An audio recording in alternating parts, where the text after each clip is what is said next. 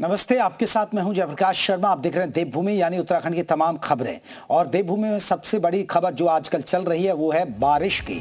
जहां पहाड़ पर आफत की बारिश हो रही है। चमोली में बादल फटने से भारी तबाही देखने को मिली। पानी के बहाव से जगह जगह भारी क्षति हुई है।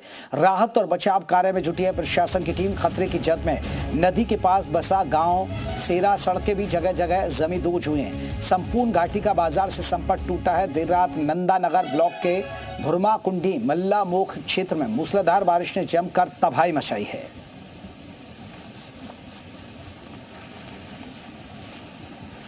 तो सड़कें भी जगह जगह जमींदोज हो गई हैं। नदियां उफान पर हैं। आप देख सकते हैं नदियां कैसे उफान पर हैं।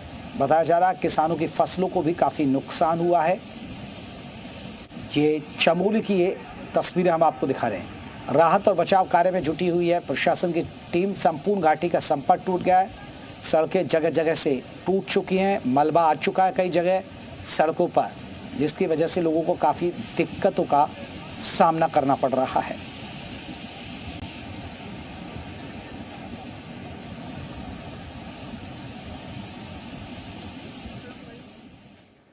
पुष्कर हमारे साथ, हमारे सहयोगी और जाड़ा अपडेट के साथ जुड़ गए। पुष्कर, अभी क्या हालात हैं चमोली में और किन किन इलाकों में काफी नुकसान की जो खबरें हैं वो कहां से आ रही हैं? देखिए, जो नंदानगर ब्लॉक है वहां पर एक सेरा गांव है। उसके ऊपर से जो मोक्ष नदी का जो पानी आता है वो देर रात अति बारिश के कारण जो है काफी बढ़ गया था।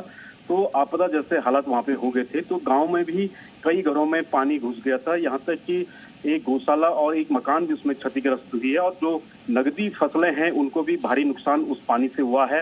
हालांकि जो प्रशासन है वहाँ पे SDRF और पुलिस और तहसील की टीमें वहाँ पे भेज दी गई हैं और उसका जो है आकलन किया जा रहा है। जितना भी वहाँ पे नुकसान हुआ है उसके बाद वो जो है रिपोर्ट DM को देंगे। उसके बाद पूरा पता लग पाएगा कि आखिर उस एरिया में कितना नुकसान हुआ।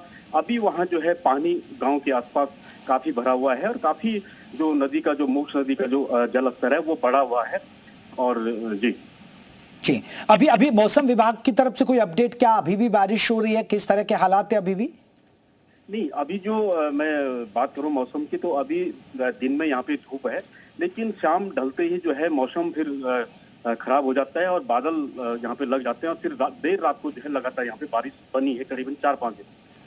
चलिए, बहुत बहुत शुक्रिया पुष्कर चौधरी, हमारे संवाददाता चमोली से हमें अपडेट बता रहे थे कि कहां कहां बारिश की वजह से नुकसान हुआ है। जो भारी बारिश है किस तरह मोक्ष नदी उफान पर है, जिससे गांव में काफ़ी नुकसान हुआ। मोक्ष नदी की ये तस्वीरें भी हम दर्शकों को दिखा रहे हैं, जिसने एक गांव में काफ़ी तबाही मचाई है। काफ़ी फसलों को भी नुकसान हुआ, कुछ घरों को भी नुकसान की खबर है।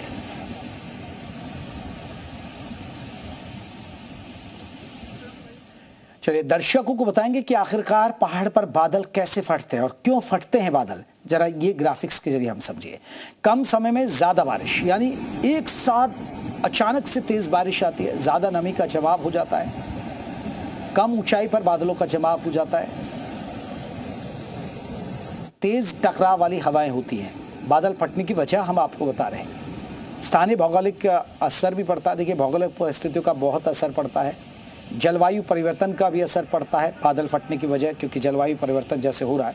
मौसम प्रणाली का ठहराव, ये बादल फटने की वजह दर्शकों को हमने दिखाई।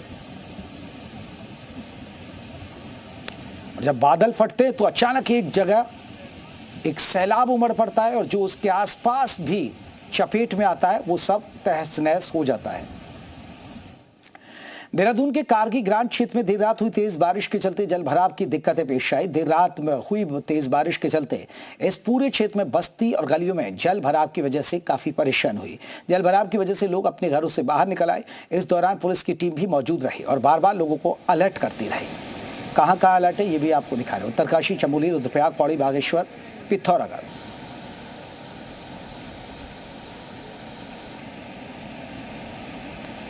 तस्वीरें आप देख सकते हैं। ये तस्वीरें हम आपको दिखा रहे हैं। देहरादून के कारगी ग्रांट क्षेत्र में देर रात तेज हुई बारिश के चलते जल भराव की दिक्कतें पेश आई।